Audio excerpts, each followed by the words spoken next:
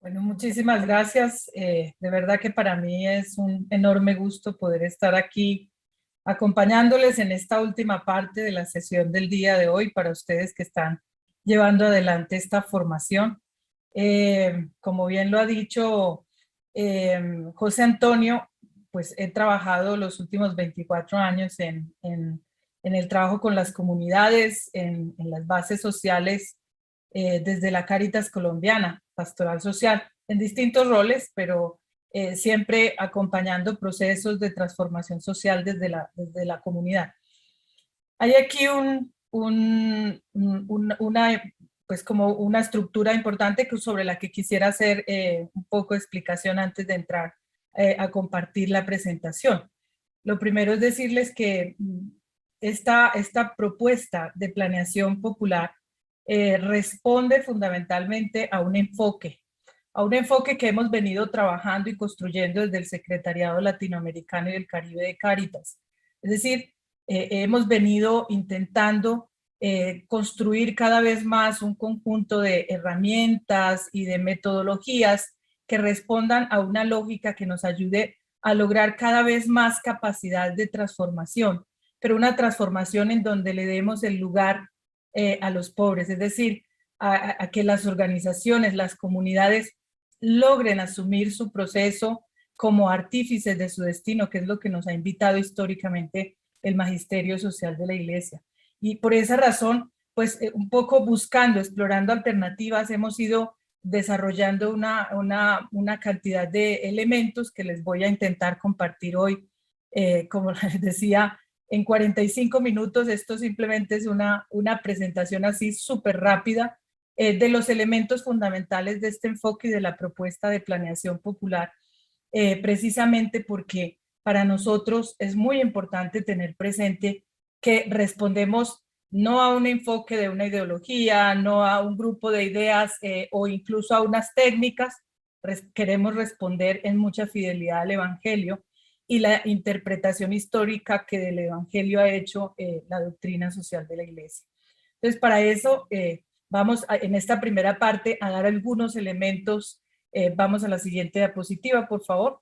Algunos elementos que quieren ser fundamentalmente fieles a este primer número de Gaudium et Spes, y es cómo la Iglesia puede hacer como propios los discípulos misioneros de Cristo, hacemos propios los gozos, las esperanzas, las tristezas y las angustias de los pueblos, especialmente de los que más sufren.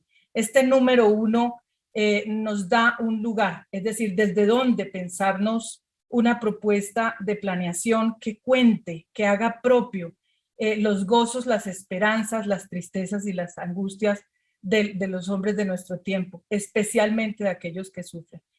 Vamos adelante. Pensarse en la transformación de la realidad, porque digamos, la evangelización tiene como propósito fundamental transformar. Y esa transformación, que es, digamos, un sinónimo de la conversión, esa transformación tiene distintos niveles, pero que es importante que nosotros, y lo escuchaba hace un rato en la presentación, no la del padre, sino la anterior, cuando se estaba hablando justamente de la pobreza en América Latina, en los distintos países, se hablaba un poco de las políticas públicas, desde dónde. Fíjense ustedes que las políticas públicas intentan ser una propuesta o una respuesta de cómo transformar una situación en una sociedad que está siendo disfuncional y cómo se adopta una política que brinde las condiciones necesarias para afrontar una problemática. Pero desde a dónde se construyen esas políticas justamente tiene mucho que ver con cuál es el enfoque desde donde estamos viendo las posibles transformaciones que una sociedad necesita. Y entonces, pues nos encontramos por lo menos con tres grandes propuestas de ideas de pues desde dónde se puede hacer el cambio. Hay quienes nos proponen que el cambio debe ser desde arriba hacia abajo, porque hay digamos que en esa pequeña pirámide que está en la cúspide, lo que nosotros llamamos las élites, generalmente hay concentración de conocimiento, de poder y de recursos. Y entonces el conocimiento, pensando un poco en que han tenido la oportunidad de formarse en los centros de pensamiento donde existe desarrollo tecnológico, el desarrollo científico, y que por lo tanto, pues desde allí hay la mayor posibilidad de generar las mejores propuestas de transformación. Pero hay otra en contraposición a esta que nos dice que no, que el cambio debe ser de abajo hacia arriba, porque en ese grueso de la pirámide es donde está el mayor volumen de la población y que por lo tanto, y que son quienes padecen los mayores problemas de la sociedad, y que por lo tanto pensarse en la transformación sin contar con esa perspectiva de abajo hacia arriba es de alguna manera desconocer esa realidad que no siempre tiene una lectura técnica, sino es la realidad, y que a veces eso nos lleva un poco a desconocer y formular cosas desde escritorios, desde una perspectiva meramente técnica, pero que en cambio no responde a la realidad que está padeciendo la población. Y que por lo tanto es importante que la propuesta de la transformación surja de abajo hacia arriba. Y más recientemente hay otra propuesta que nos dice que no, que el cambio se puede hacer desde el centro hacia afuera para tratar de enfrentar como los grandes dilemas que tienen las otras dos. Y es pensarse que los de arriba, al proponer el cambio, no tienen la experiencia de lo que padecen las bases sociales, y por lo tanto es importante que la transformación también cuente con ellos. Y generalmente estas estructuras intermedias son población que, digamos, han logrado formarse y conocen tanto las realidades, algunos dicen representar las necesidades de las bases sociales, y conocen también la estructura de los tomadores de decisión, y por lo tanto pueden hacer un poco esa mediación. Sin embargo, pues lo que hemos visto en muchas de nuestras sociedades es que digamos, la propuesta de arriba abajo tiene una gran desconexión con las verdaderas realidades y necesidades de las bases. La propuesta de abajo arriba tiene el pleno conocimiento de la realidad, pero en cambio no tiene, digamos, a veces toda la formación y las capacidades y las condiciones necesarias. También lo presentaba uno de mis antecesores hoy, como esas brechas que se traducen en violaciones a derechos humanos, donde se les cercena la total posibilidad a las bases sociales de que conozcan al Estado, cómo hacerlo funcionar, de que tengan las condiciones económicas para poder llevar adelante sus procesos de desarrollo, y que por lo tanto eso tiene una gran dificultad. Y la propuesta centro afuera también a veces confunde la misionalidad de ser una propuesta de mediación y se convierte en intermediación, y donde muchas veces nacen los focos de corrupción en nuestra sociedad. Muy rápidamente diciendo esto, tratando y por supuesto sacrificando toda una reflexión que hay allí, pero lo que estoy intentando decir es, hay como tres grandes propuestas que nos están diciendo, esas son formas de transformar. Ahora, lo que nos dice, y en la evolución del magisterio social de la Iglesia o en la doctrina social hemos ido viendo cómo los pontífices a lo largo de la historia han afrontado este desafío para decirnos, miren, no se trata de optar por una en detrimento de las otras, es decir, solo una es viable, sino decir, hay un poco de cada una que es necesario, pero apeguémonos a la propuesta del Evangelio. La transformación empieza de adentro hacia afuera. Y digamos que el gran desafío que nos permite desde esta perspectiva afrontar es cómo nosotros podemos tejer, ¿sí?, una red de relaciones que nos permita conectar quienes estratégicos de todos los niveles, en todos los ámbitos, y generar adentro de cada nivel cohesión, porque tenemos problemas de polarización en todos nuestros países, donde avanzar, por ejemplo, en un proyecto de nación, en un pacto social, para superar los grandes problemas que todos somos conscientes que tenemos, como las violencias, como la pobreza, como las desigualdades. Tenemos dificultades, es que estamos polarizados. Nos polariza la política, nos polariza la economía, nos polarizan muchas problemáticas que afrontamos. Y luego saber relacionar también y construir relación entre los distintos niveles para poder trabajar de manera articulada y de manera integral. Siguiente diapositiva, por favor. En los números del 18 al 20 de Evangelii Nunciandi, hay un aporte muy interesante sobre lo que puede ser la orientación o la comprensión de un enfoque de transformación desde la lógica de la evangelización.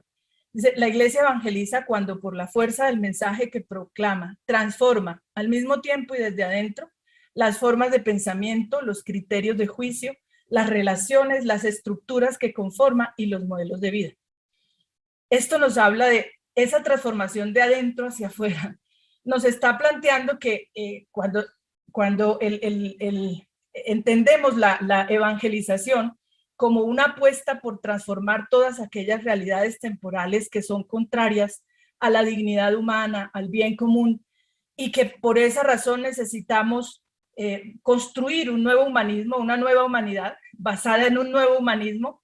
Se habla de transformar también al ser humano, a la persona, en la forma como entiende su dignidad, como se la apropia y también como trabaja para vivir según esa dignidad que es un designio amoroso del Padre, que no está condenado ni por las condiciones económicas, eso no lo hace ni más ni menos digno, ni por lo que de alguna manera establece las condiciones y las desigualdades y las problemáticas sociales, define condiciones de vida contrarias a la dignidad, pero no lo hace más o menos digno. Eso es importante tenerlo presente.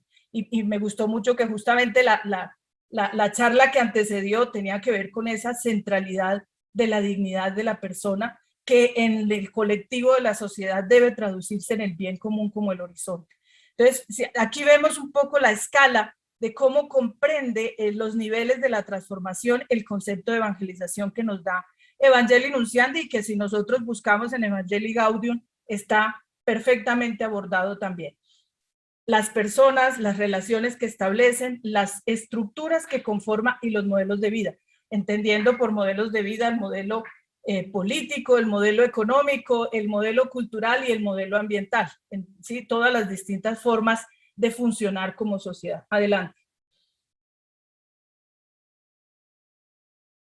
De acuerdo al magisterio de la Iglesia, podríamos resumir que estos tres principios son fundamentales para entender entonces esa dinámica transformadora, ¿sí? De la transformación de las realidades temporales que implica la evangelización en la Iglesia.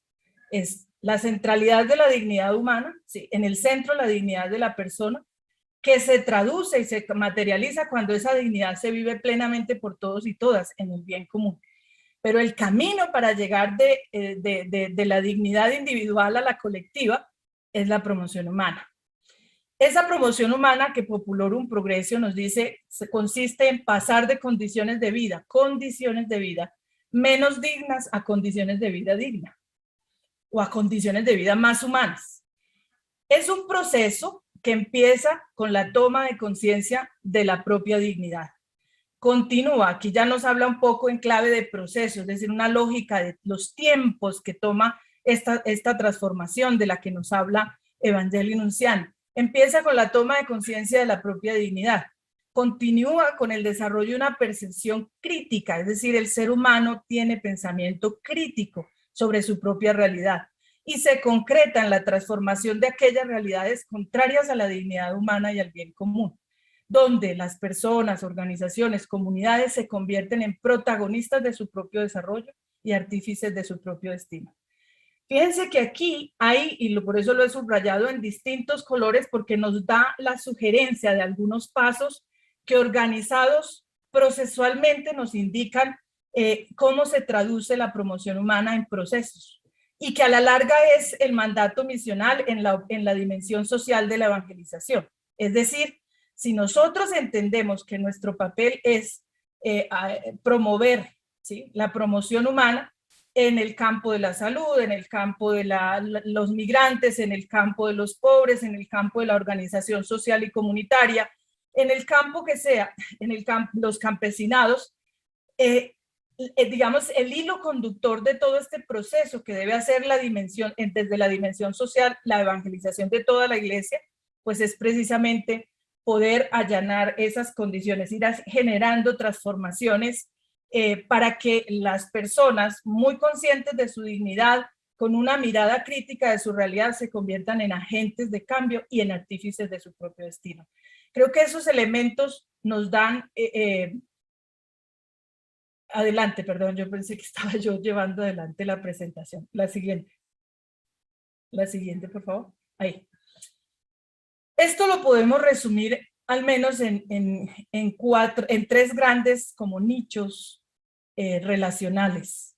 Y lo recojo aquí un poco porque es muy importante pensarnos siempre en esas bases populares, en las comunidades, a donde nosotros hacemos presencia como iglesia para intentar llevar adelante procesos de promoción humana.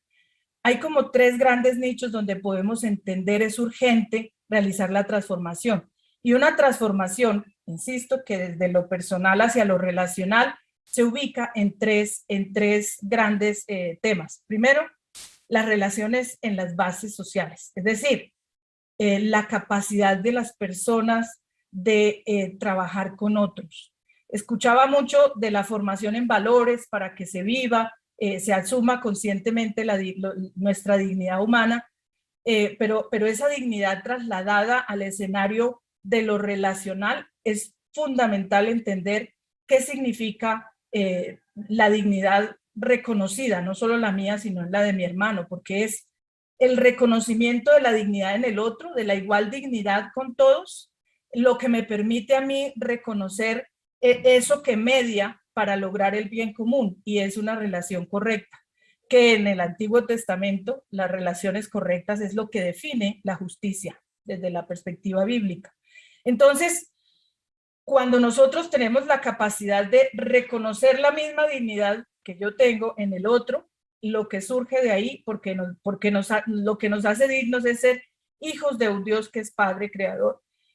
Esa igual dignidad con el otro nos constituyen hermanos, y esa hermandad es lo que permite, digamos, la posibilidad de construir en medio de las diferencias ideológicas, políticas, todo lo que sea, económicas, pero tener plena conciencia de que somos fundamentalmente hermanos, hermanas, y que dependiendo de esa igual dignidad en la forma en que construimos nuestras interacciones, en lo político, en lo económico, eso es lo que va a constituir un orden social distinto. Y por eso redescubrir la forma de relacionarnos, y en eso Fratelli Tutti de verdad que nos da muchísimos elementos sobre qué significa evangelizar las relaciones humanas, pero también las relaciones económicas, las relaciones políticas, las relaciones ambientales, ¿sí? Con la casa común, las relaciones culturales y el pleno respeto por la cultura del otro, y todo eso dentro de ese marco que nos da el Papa Francisco en la cultura del encuentro, tiene que ver con eso, cómo transformamos las relaciones. Porque ese será el camino para encontrar grandes oportunidades a la transformación. Luego está el planteamiento de cómo recuperamos las instituciones para lo que fueron creadas, es decir, las instituciones al servicio del bien común, las instituciones no para sostener sistemas perversos, sino realmente las instituciones para desempeñar esa función social para la que fueron creadas. Y por supuesto, el territorio, las relaciones con todo lo que implica ese ser de un territorio, estar en un territorio, compartir un territorio con cosmovisiones que a veces son distintas y que a veces nos ponen a conflictuar, como por ejemplo cuando hay una perspectiva extractiva, digamos, de un territorio y entra, digamos, a chocar con una perspectiva, con la cosmovisión indígena frente a la forma de pertenecer y vivir en un territorio, eso genera choques, y cómo transformamos relaciones allí precisamente para generar un buen vivir donde estemos todos con la posibilidad de garantizar ese buen vivir para unos y otros. Esos tres nichos nos dan elementos muy importantes porque habla de la paz social o la amistad social, hablando en términos de Fratelli Tutti, pero también las condiciones humanas, económicas, políticas, sociales, culturales y ambientales que se requieren para que haya justicia social. Adelante, por favor. Y eso se plantea en clave de una lógica. Contrastando eso, nos encontramos una teoría, la teoría de transformación social de conflictos, que lidera John Paul Lederach y que es un maestro de la transformación social de conflictos. nos dimos cuenta que había mucha afinidad entre la propuesta de transformación social de conflictos y esta reflexión que traíamos desde la Evangelii Nunciandi, cómo podría ser un modelo de planeación con las comunidades en las que nosotros pudiéramos realmente darles a ellos el lugar protagónico y que desde allí ellos pudieran generar. ¿Qué es lo que nos aportó este enfoque de transformación social de conflictos? Dale un nuevo clic para que aparezca la matriz completa, por favor. Ubican una matriz casi como en un plano cartesiano, los 4 niveles de la transformación que nos daba Evangelii Nunciandi, y luego en lógica de tiempo, en lógica temporal, cómo podemos generar, dale otro clic por favor, en lógica temporal, cómo nosotros podemos ir generando esos procesos de promoción humana. Entonces, si ustedes ven el eje vertical, son los 4 niveles de la transformación: las personas, las relaciones, las instituciones, las estructuras, o más que las estructuras, perdón, los modelos de vida. Y en el eje temporal está ubicado, digamos, los propósitos de un proceso de promoción humana. Primero, hacer consciente la dignidad, aún en momentos de extrema vulnerabilidad, en momentos de extrema crisis. Nosotros hemos venido haciendo toda una reflexión con el equipo incluso de respuesta y de gestión del riesgo, cuando Cáritas, la red Cáritas, entra a hacer una intervención en contextos de crisis y de emergencias por temas, por desastres naturales, por problemas climáticos, y aún en momentos de extrema crisis, claro que se puede trabajar precisamente bajo la observancia de hacer conciencia de la dignidad del ser humano. Y esto es fundamental por lo generador de esperanza que tiene en el impacto en las comunidades. Entonces, al abordar el nivel personal y relacional, estamos hablando de crear capacidades o de construir capacidades con las comunidades para la amistad social, ¿sí? O para la paz social, para la convivencia humana, que es lo que dice el Papa Francisco, que no se puede entender desligada de cualquier mirada del desarrollo, porque eso es lo que está detrás de la desigualdad. Y por otro lado, estamos hablando de la justicia social, que habla de todas las condiciones económicas, políticas, ambientales, que tienen que ser garantizadas por las instituciones y los modelos de vida, es decir, todos esos marcos, esos sistemas y las políticas públicas que están detrás de la forma en que funcionamos y que definen modelos de vida en nuestra sociedad. Pero también tiene que ver con la cultura. Entonces, mirando un poco ya la complejidad del enfoque, lo que nos intenta decir es que el proceso de promoción humana son procesos de largo tiempo, pero que son procesos que debemos tener la capacidad de reflexionar, de discernir con las comunidades, con ellas, no desde los escritorios de Cáritas o desde de una asociación civil o desde una organización de la iglesia, es con la comunidad. Este discernimiento hay que hacerlo con la comunidad. Ahora sí pasamos al cómo se hace. Ese cómo se hace tiene aquí varios elementos que hemos tomado de propuestas de planeación que ya existen, y algunas de ellas son incluso seguramente muy conocidas por algunos de ustedes, porque se trabaja desde distintos modelos, digamos, de planeación que se llevan adelante en procesos eclesiales, ¿sí? Procesos eclesiales de base. Entonces vamos a avanzar un poquito sobre estos momentos de la planeación, cómo se puede planear con un enfoque de transformación social. Adelante. Empezar por el futuro deseado. Eso tiene su intención. Es decir, ¿por qué empezar por el futuro deseado? Porque justamente todas las charlas que han antecedido, que nos han mostrado cómo los actuales modelos de vida han logrado desesperanzar a las comunidades, han logrado desafortunadamente hacerles creer que no tienen la posibilidad que están condenados irremediablemente a la pobreza, a padecer las situaciones que viven. Y la idea de empezar por un sueño, por cultivar la posibilidad de creer, es una perspectiva del profetismo de hoy. Es decir, una iglesia que es capaz de ayudarle a su pueblo a poner la mirada más allá del caos, porque somos testigos de esperanza y no profeta de calamidades.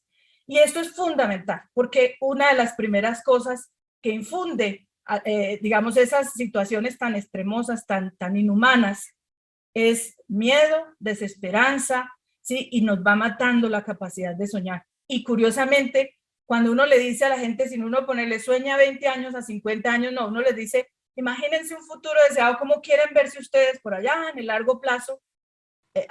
Hay comunidades en Colombia que ha acompañado y en otros países como en México, Centroamérica. Eso está directamente conectado con la expectativa de vida del pueblo. Hay comunidades que les ha costado verse en un futuro deseado más allá de 2 años. Piensen ustedes en la implicación que eso tiene, que a un ser humano le cueste imaginarse más allá de 2 años en su existencia. Eso nos dice de las expectativas de vida de un pueblo, de una comunidad. Y por eso la importancia de irles ayudando a pensarse en ese futuro deseado, cómo se quieren ver, cómo se imaginan ese buen vivir en este territorio, es decir, en esta comunidad en concreto, y a partir de eso ellos poder plantear claramente cómo quieren verse. Ahora, ¿por qué empezar por el futuro? Adelante, siguiente, por favor.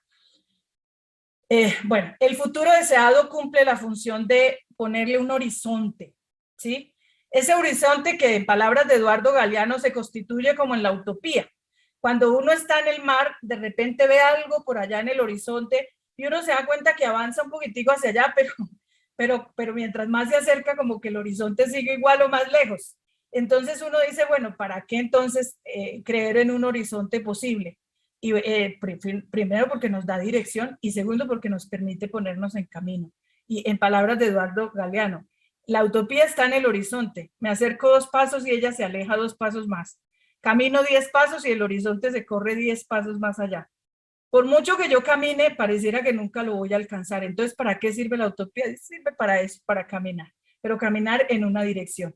Y esto es importante. Entonces, ayudarle a la comunidad a soñar, además porque recuerden, la dignidad tiene ahí también un elemento fundamental. Nosotros somos hijos del Creador y fuimos creados a su imagen y semejanza. También tenemos la posibilidad de crear nuevas realidades, de transformar, ¿sí? Somos hijos del Creador y Él nos ha dotado de capacidad de transformar realidades.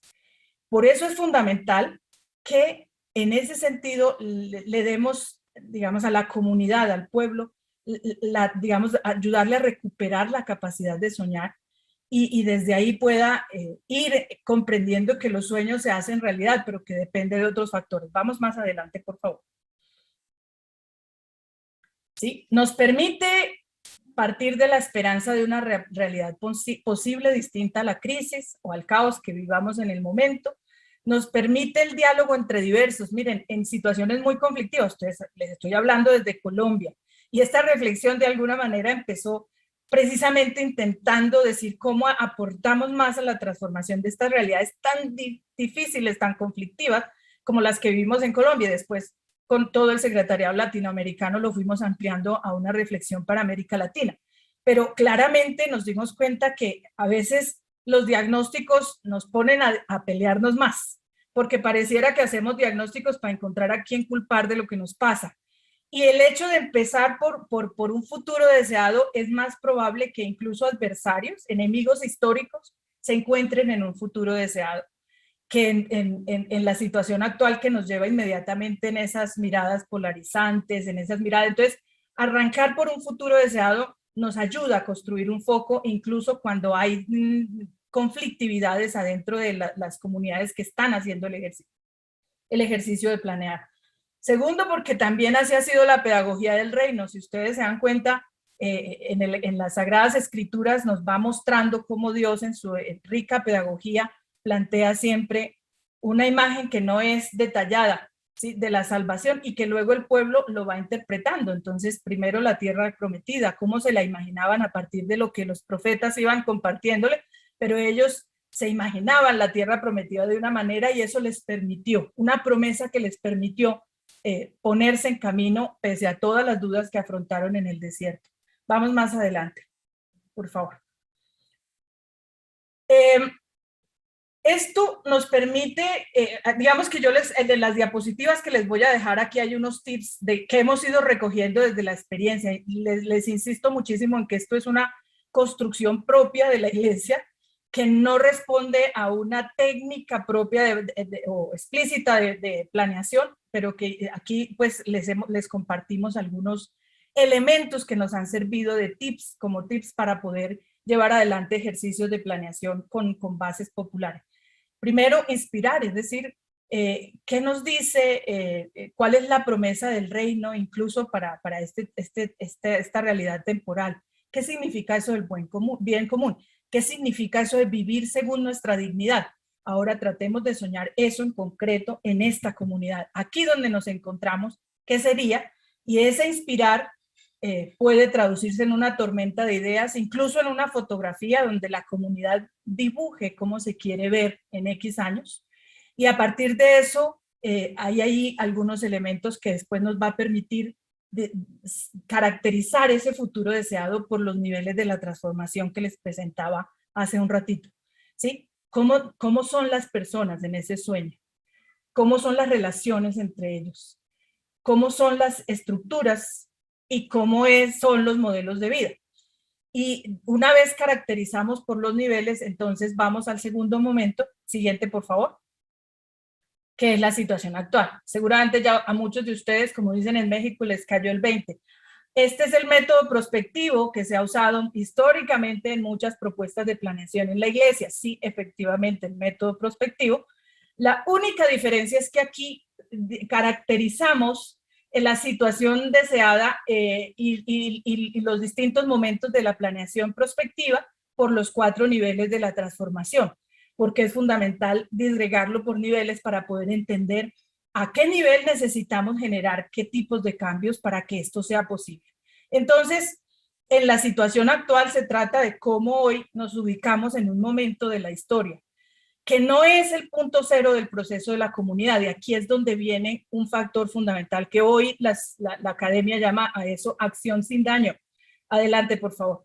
Y es cómo somos conscientes que, primero, los procesos no nos pertenecen, son de la comunidad. Segundo, nosotros no llegamos para empezar un proceso nunca. La comunidad tiene un proceso que es histórico y que esa historia no puede ser desconocida al momento de proponer un proceso de transformación, porque entonces estamos perdiéndonos de la posibilidad de encontrar en la historia de esa comunidad aquello que explica lo que hoy es, a qué responde, por qué piensan como piensan, por qué actúan como actúan, por qué, y eso, el desconocer eso es perdernos una perspectiva, una dimensión fundamental de la pedagogía de la transformación. Entonces, es muy importante entender que la situación actual es un corte, en un momento donde nosotros entramos a hacernos partícipes del proceso de la comunidad, pero no es el punto cero del proceso. Sigamos. Esa situación actual, entonces, de lo que se trata es de traer cada elemento que tomamos de esa fotografía del futuro deseado por niveles y traerlo al hoy. Allá en el futuro deseado vimos a las personas con una identidad muy fuerte, con un sentido de pertenencia muy fuerte a su comunidad. Vimos hoy cómo es eso y empezar a caracterizar también por niveles, cómo es hoy. Hay muchas herramientas que yo incluso aquí les doy. Aquí planteo 2 preguntas que son importantes tener siempre presente para ir tomando aquellos detalles que hicimos en la fotografía del futuro deseado para ponerlos hoy en la situación actual. Pero además de eso, pasemos a la siguiente diapositiva, por favor. Además de eso, con ayuda de muchas herramientas que hoy las disciplinas sociales nos ofrecen, herramientas maravillosas. Nosotros hemos trabajado la situación actual para ayudar a tener mayor comprensión de esa situación actual, la línea del tiempo, por ejemplo, cómo conectar la historia con esta situación actual, que explica un poco por qué hoy estamos aquí y que eso nos dé un marco de comprensión mayor. Los actores, es decir, no quedarnos viendo solo los fenómenos que hay en la comunidad, lo que hoy tenemos, sino qué actores hay detrás de eso y cómo son sus relaciones, de tal manera que en la funcionalidad o disfuncionalidad en esas interacciones entre los actores presentes en la comunidad, nos podemos dar cuenta que esas disfuncionalidades se traducen en inaccesibilidad, por ejemplo, a derechos, se traduce en conflictos en la comunidad, de los que muchas veces la comunidad termina siendo víctima y ni siquiera sabe por qué razón está siendo víctima de una pelea que no es de ellos, por ejemplo. Mucho de esa comprensión de mapas de actores y relaciones es fundamental para que la comunidad empiece a trasladar esa visión, digamos, bipolar de hoy somos unos buenos y unos malos, entonces yo estoy del lado de los buenos y los malos son los que tienen que convertirse. Entonces siempre los buenos somos más y empezamos a escuchar eso en las redes. Y los demás entonces tienen que cambiar. Nosotros como somos los buenos no somos los que necesitamos conversión. Esto es entender cómo somos parte de un nudo de interacciones y que más allá de ver buenos y malos, vemos unas relaciones que se hacen disfuncionales para que el foco de la transformación se oriente a cómo transformar relaciones. Por supuesto que termina afectando a las partes en relación, pero su foco lo pone en qué necesita ser transformado dentro de la relación. Y luego en la cartografía social, por ejemplo, que son herramientas que nos ayudan muchísimo a entender esos lugares de vida que convocan a la vida, que fortalecen la experiencia comunitaria, pero también lugares de muerte. Y de la manera en que con comunidades en Centroamérica, por ejemplo, hemos hecho muchos procesos de recuperación del control territorial que la comunidad ha ido cediendo por el miedo a los temas de, por ejemplo, el crimen organizado, de las maras. Cómo se puede entender el territorio y cómo se puede pensar en que el territorio pertenece a una comunidad y que eso nos da la posibilidad de hacer transformación para devolver, digamos, que el territorio sea para el disfrute de toda la comunidad. Y luego encontrar, hacer un poco más de análisis a partir de identificar esas relaciones causa y efecto a través de árboles de problemas. Digamos, todo esto son herramientas de apoyo para sumar a esa reflexión de la situación actual. Siguiente, por favor. Si ya nosotros tenemos la situación deseada en el futuro, deseado por la comunidad, y hemos reflexionado con ellos el punto donde hoy nos encontramos, es el momento entonces de hacer una opción de cuál es el camino. Digamos, el futuro no sabemos si nos toque llegar hasta allá. A lo mejor nos pasa lo que Moisés. Alcanzamos a divisar de lejitos la tierra prometida, pero no nos corresponde alcanzar a disfrutarla. Pero en todo caso, yo no sé si me va a tocar vivir una Colombia en paz, pero tengo claras las opciones que he hecho porque tengo claro que si quiero que alguien recoja mañana, alguien tiene que sembrar hoy. Y eso pasa por entender que aún desde nuestra temporalidad en la vida de los procesos de una comunidad, pues somos parte de una historia que nosotros podemos construirla para bien. Y en ese sentido, ese camino por recorrer es ayudarle a la comunidad a optar. Fíjense que aquí todavía no hemos hablado de metas, resultados, indicadores, todavía no hemos hablado de nada de eso. Es hacer consciente a la comunidad del proceso que implica los cambios que quiere. Y entonces este camino por recorrer es cuáles cambios son los que identificamos que son necesarios para pasar del lugar donde nos encontramos hoy al donde queremos estar en unos años. Y entonces ahí sí destaca la importancia de los niveles. Si las personas que hoy tenemos en la comunidad tienen estas características y queremos llegar hacia estas otras características, ¿qué cambios progresivos, paulatinos necesitamos? Eso nos ayuda a comprender la dinámica del cambio.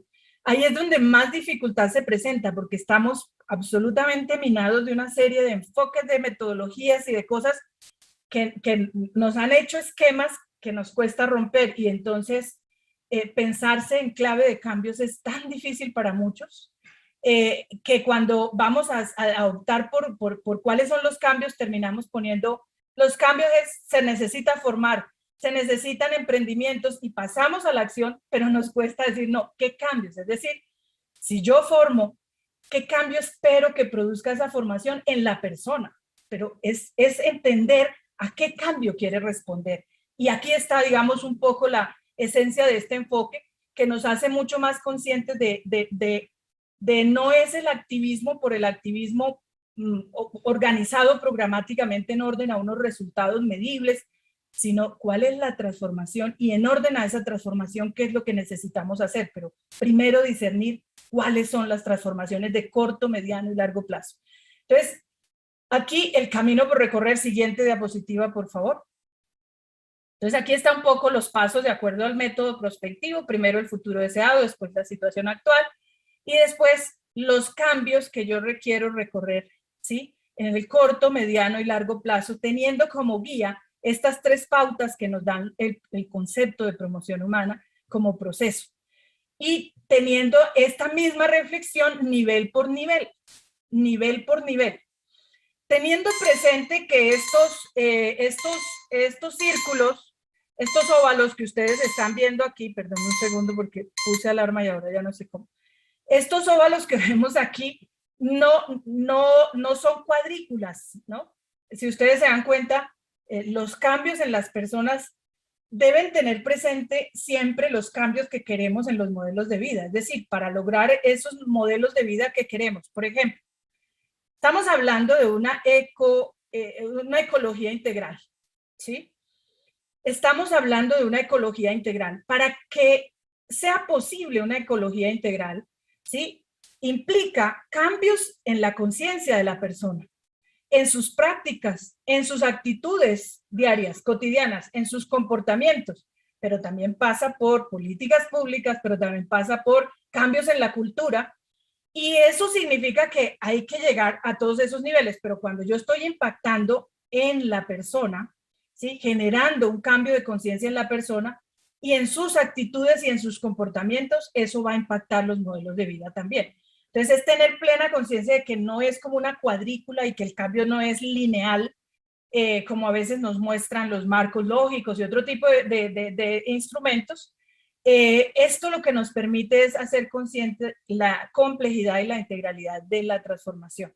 Entonces, básicamente es llenar estos puntos que el plano cartesiano nos permite, temporalidad con los niveles de la transformación, para ir definiendo una ruta posible de la transformación desde la comunidad, ¿sí? Todo lo que es para el pueblo, con el pueblo, nada sin ellos. Y esto es fundamental. Siguiente diapositiva, por favor. Después de tener esa bendita matriz, y como bien lo dice, es una matriz, y como matriz es para dar vida, es donde se gesta el proceso de cambio, ¿sí? El proceso de transformación.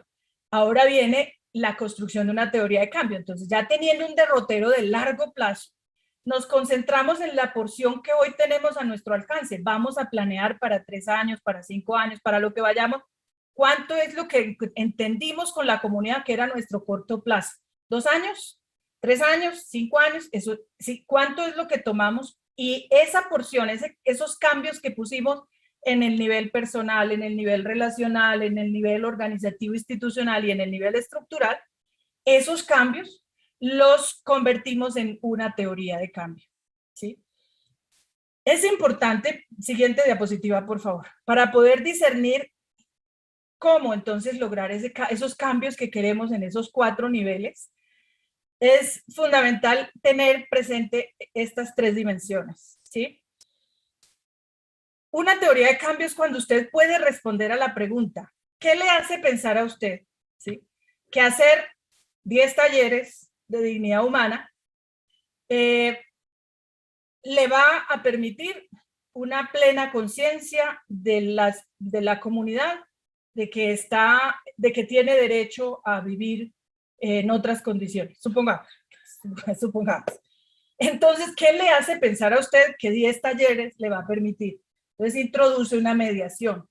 Miren, el qué debe responder más a esa dimensión antropológica. Por eso incluimos esa visión de la línea del tiempo dentro de la situación actual.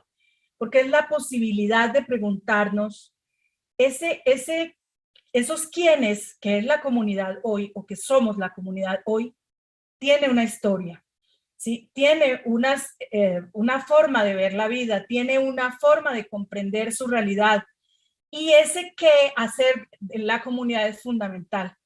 Si nosotros pensamos que todos los cambios se logran a partir de talleres donde sacamos a la gente de su cotidianidad y le damos una cantidad de charlas magistrales, pero por el contrario los sustraemos de su cotidianidad, muy probablemente cuando la comunidad regrese a la cotidianidad no sabe cómo llevar esto que aquí escucho en la práctica. Y por eso nos decía el padre, justamente el que nos dio la charla anterior, muy probablemente esté formando más los muñequitos de la tele que la catequesis o las clases del colegio. Porque la comunidad es en esos ambientes que los definen más, que los conectan más con lo que es su estilo de vida. allí en esos ambientes es donde es necesario meternos, y tal vez esa intuición es la que tiene el Papa Francisco al invitarnos a salir de los esquemas a los que hemos estado acostumbrados, entrar a la periferia y entrar a hacer propia esa cotidianidad de la periferia para tratar de entender cómo allí entonces podemos hacer, en lugar de un taller sobre solidaridad, una olla comunitaria en donde todos aportan lo que tienen, y desde hacer ese sancocho común distribuimos roles, tareas, y después nos sentamos a conversar cómo entendemos la solidaridad, y ahí damos unas cápsulas de lo que dice el Evangelio y la doctrina social de la Iglesia, y seguramente que eso puede tener un potencial transformador mucho más fuerte que un taller sobre supremamente elevadísimo, de altísimo contenido teológico y de altísimo contenido, porque muy probablemente no logra la comunidad después decir, ¿esto cómo se traduce en mi vida cotidiana? Y eso como la manera de ir entendiendo qué, en ese qué, pero no un qué cualquiera, ¿sí? ¿Qué hacer? ¿Qué tipo de estrategias que conecten a la comunidad con la vida que tienen? Y desde ahí plantear los discernimientos, las reflexiones que son necesarias para irlo acompañando en ese proceso de hacerse consciente de su dignidad, de ser crítico frente a la realidad que tiene y cómo esa realidad lo está alejando de las condiciones de vida según esa dignidad, y convertirse en agente de cambio social de esa realidad. Ahí está la esencia, es decir, qué tipo de acciones estratégicas, y por eso ahí la sabiduría del pueblo es fundamental. Ahí hay que aprender a soltarnos de nuestros esquemas rígidos, aprendidos de repente desde nuestras universidades, y dejarnos guiar por la sabiduría del pueblo, que a veces es porque entonces recurren a prácticas ancestrales que ahora entendemos por qué nuestros ancestros le daban tanta prioridad a la minga, al trabajo comunitario, le daban tanta prioridad porque así es como se traduce los valores que hoy tanto extrañamos en la vida cotidiana, porque para la gente lo apropiaba en la cotidianidad y no en un discurso, no en una cátedra necesariamente. Entonces fíjense que ahí hay un elemento, ese que está muy conectado con la dimensión antropológica, mediado por una dimensión metodológica, es decir, el cómo. Aquí es donde yo les digo, la forma a veces se vuelve el fondo. El cómo es fundamental, porque si nosotros no logramos descifrar qué es lo que tenemos que cuidar en la forma de pensarnos esas estrategias, en la forma de desarrollarlos, entonces nos podemos estar desconectando del cambio que queríamos. Es decir, caemos en el activismo. Cuando el Papa nos dice, miren, traten de no vivir con demasiados planes y cosas tan técnicas, pero a veces desconectados de el espíritu que tiene todo eso. Es decir, no se desconecten nunca del cambio que quieren, que es la dimensión teleológica, es decir, el fin último, ¿sí? Para lograr qué cambio. Entonces, ¿qué es lo que pensamos que hecho de esta manera nos va a ayudar a conseguir el cambio que queremos? Esa reflexión nosotros la podemos percibir compleja desde aquí, pero cuando uno va a las comunidades, les puedo garantizar que la comunidad reflexiona esto con una velocidad, ¿sí? Y este mismo ejercicio intenten hacerlo en una comunidad académica y a veces cuesta más trabajo, porque entra en choque a veces con otros esquemas que nos ha forjado, digamos, el aprendizaje académico.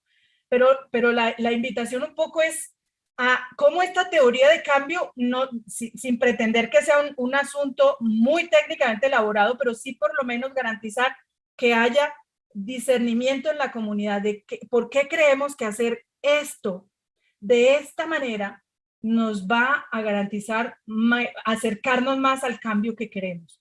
Y eso es lo que determina, da vida, digamos, ya a los elementos de planeación, que son los elementos que cada metodología de planeación lo llama de una manera distinta, pero que yo lo planteo en clave de las preguntas: ¿qué vamos a hacer? ¿Sí? ¿Cómo lo vamos a hacer? ¿Con quién lo vamos a hacer? ¿Sí? ¿Cuándo lo vamos a hacer? ¿Y con qué? ¿Con qué recursos? No necesariamente para hacer proyectos y financiarlos desde afuera. A veces la misma comunidad, si nosotros logramos traducir las estrategias en cosas muy cotidianas, a la comunidad no le cuesta tanto eso. y a lo mejor vamos descubriendo que el tema no es cuántos proyectos con cuántos fondos logramos agenciar para lograr el cambio. A veces resultan más transformadores estrategias diseñadas con menos recursos, pero más implícitas en la cotidianidad de la comunidad. Entonces, vamos adelante, por favor. Vamos más adelante. Eso. En el diseño del plan, el siguiente, por favor. En esta matriz, digamos, es traducir cómo para lograr esta teoría de cambio que nos hemos hecho, ¿sí? Cómo lo entendemos. Incluso algunas metodologías nos dicen hay que ponerle indicadores porque usted necesita ver qué me indica que estoy logrando el cambio que quiere. Y ojo con que un indicador de cambio no necesariamente es cuántas personas participaron del taller o de la minga. El indicador, ¿sí? No es necesariamente cuántos o qué temas vieron, sino cuánto o qué me indica a mí que estoy logrando el cambio que esperaba. Entonces, el indicador de cambio es aquí, digamos, un indicador de impacto más que un indicador de una actividad. Entonces, digamos que aquí un poco la esencia de esta reflexión de planear el cambio con la comunidad está centrada en poco, muy bien intencionado, cuidadosamente hecho para lograr el mayor potencial transformador. Es decir, con menos activismo, más transformación. Entonces, la idea es complejizar más en la reflexión y el discernimiento y simplificar en la práctica, ¿sí? En los 24 años de trabajo que llevo en la Pastoral Social Cáritas colombiana, por lo menos 18 años han sido bajo digamos, este enfoque que ha venido evolucionando en la reflexión y alimentado cada vez más un mayor número de comunidades de aprendizaje, pero les puedo decir con toda certeza que cada vez nos convencemos más, que a veces el volumen de los recursos de los proyectos nos distraen, porque hay que cumplirle al donante, porque hay que cumplirle, y en cambio, muchos procesos con un altísimo potencial de transformación se hacen desde los recursos que la comunidad ya tiene, que por pobre que sea, siempre tiene que aportar. Y en eso los movimientos populares son grandes maestros para las estructuras eclesiales. Son grandísimos maestros. No se imaginan lo que son capaces de hacer con los pocos recursos que tienen y hechos de manera muy solidaria. Y a veces nosotros entramos con proyectos generando daño, porque entonces para que vengan les pagamos el refrigerio, les damos, y sin darnos cuenta vamos transformando, generando un impacto negativo, generando dependencia de recursos de afuera, y ya eso de por sí es un retroceso en la transformación que queremos. Entonces, ahí hay uno de los elementos muy importantes. Entonces, ya ustedes lo pueden volcar digamos, en un marco lógico, en el tipo de plantilla de planeación o de programación que tengan. Lo importante, todas confluyen, aunque se llaman distinto, pero confluyen con estas mismas preguntas para lograr qué pensamos hacer, cómo lo pensamos hacer, quiénes lo vamos a hacer, cuándo y con qué. Eso es fundamentalmente los elementos esenciales a la planeación popular, es decir, con la comunidad. Lo que hace característico y particular la planeación del trabajo popular es que sea con la comunidad, desde ellos. Y no desde un escritorio pensado para ellos. Nada para el pueblo sin el pueblo. Es fundamentalmente como la ubicación puntual, y como les digo, puede que hayan muchas otras propuestas. Supongo que la razón por la que desde Monseñor Azoaje y demás propusieron que compartiera un poco esto, precisamente porque ha venido siendo un proceso en construcción de diversas comunidades de aprendizaje que han recibido primero una primera formación y luego se arriesgan, toman voluntad de arriesgar, van y lo empiezan a aplicar en pequeñas experiencias piloto, y que luego seguimos reflexionando sobre nuestra propia práctica a través de comunidades de aprendizaje y seguimos alimentando. O sea, esto es un enfoque fundamentalmente que no quiere competir con ninguna metodología, no quiere hacerse ver como lo único y lo mejor. Bien lo decía el padre anterior, no existen recetas para el cambio. Lo que hay es una propuesta, un enfoque, una forma de entenderlo y de asumirlo, y que pensamos es coherente con lo que somos y sobre todo con el concepto de promoción humana que nos plantea el magisterio de la Iglesia. Yo creo que dejamos ahí para que pueda haber un tiempo de preguntas.